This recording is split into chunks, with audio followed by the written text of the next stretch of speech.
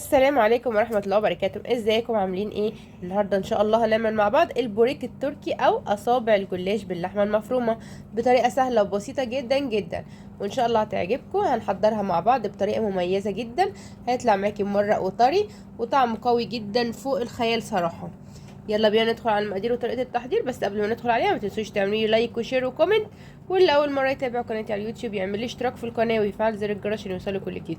يلا بينا نشوف الطريقة والتحضير. اول حاجه للعصاج بتاعي جبت طاسه حلوه هنا على النار، ونزلت فيها بحوالي معلقتين من الزيت.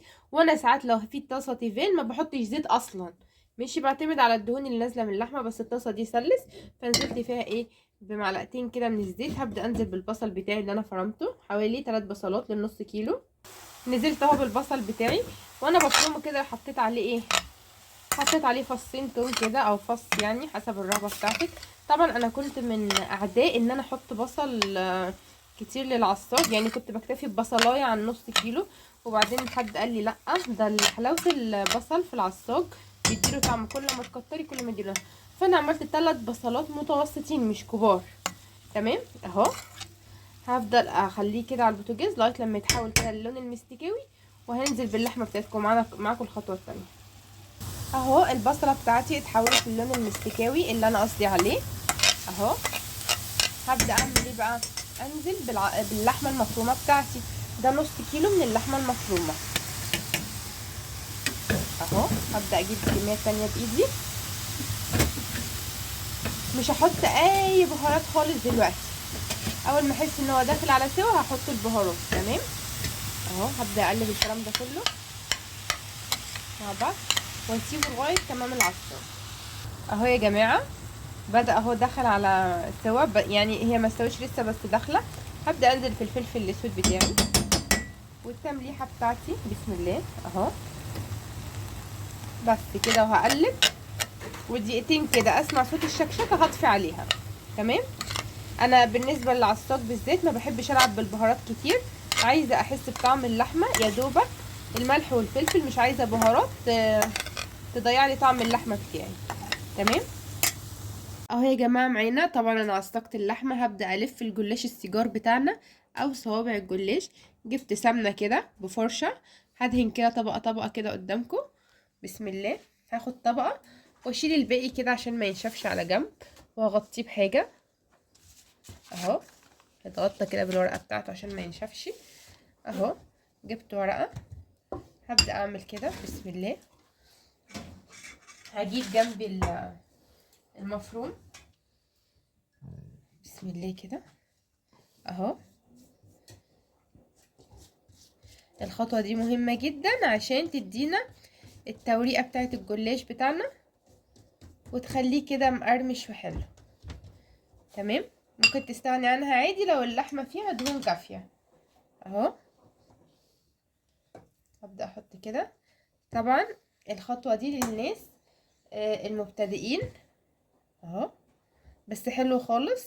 لو انت هتعمليه هتدمنيها صراحة، لانها هتوفر معاكي في الوقت والمجهود، وكمان مش تقطعي ولا تعملي اي حاجة اهو. هبدأ اجيب كده والفه كده بالراحة خالص وبحرفية. تمام اهو. هقفل كده الاتنين دول واعمل كده. طول ما انا ماشية بقفل، ايد بتقفل اهو والتانية بتلف.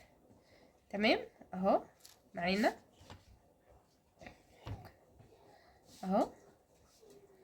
واحطه في الصاج بتاعه اهو. الصاج جبت صاج كده دهنته برضو بالسمنة، هبدأ احط فيه. هفضل ارص كده لغاية لما اخلص خالص. تمام اهو. هجيبه على الناحية اللي من تحت دي، هحطها في الصاج.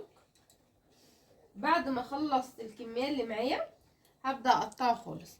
هخلص الكمية معايا وارجع لكم تاني يا جماعة. معاكم بسم الله. هبدأ اعمل كده اهو بسم الله. هنقطع كده بس بحرفية كده بالمنظر ده اهو. بصوا حاجة يعني ما شاء الله في منتهى الجمال، والكمية اللي معانا كفت خالص على قد اللحمة مظبوط. تمام اهو زي اللي بناكله في الافراح بالظبط. بعد كده هتعتمدي طريقة الجلاش دي وهتعجبك خالص اهو اهو.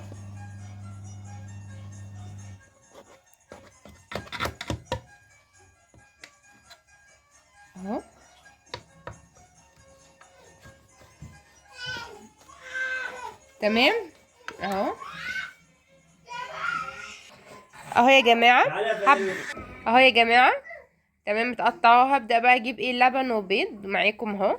مع كميه اللبن اللي معانا دول حوالي كوبايتين من اللبن، هنزل عليهم ببيضتين بسم الله اهو، عشان يحمر لي وش الجلاش السيجار بتاعي.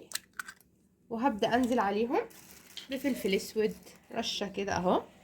عندك فلفل ابيض تمام، بس هو رشه فلفل اسود كويس قوي. وهبدا اضرب المكونات دي كلها مع بعض اهو.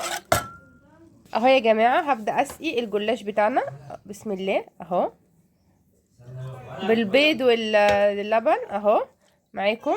وهبدا ادخله الفرن اهو يا جماعه 5 دقايق كده، هسيبه في اللبن والبيض بتاعه، وهدخله في الفرن على درجه حراره 200 في الرف الاوسط، وهنشوف لما يطلع هنقدمه مع بعض ازاي. ادي يا جماعه الجلاش بتاعنا او البوريك التركي طالع، بصوا ما شاء الله ولا في الخيال اهو. بصوا الصابع جميل خالص ازاي، ولون الجولد بتاعه حاجه يعني من الاخر ما شاء الله. والريحه عايزه اقول لكم لا تقاوم.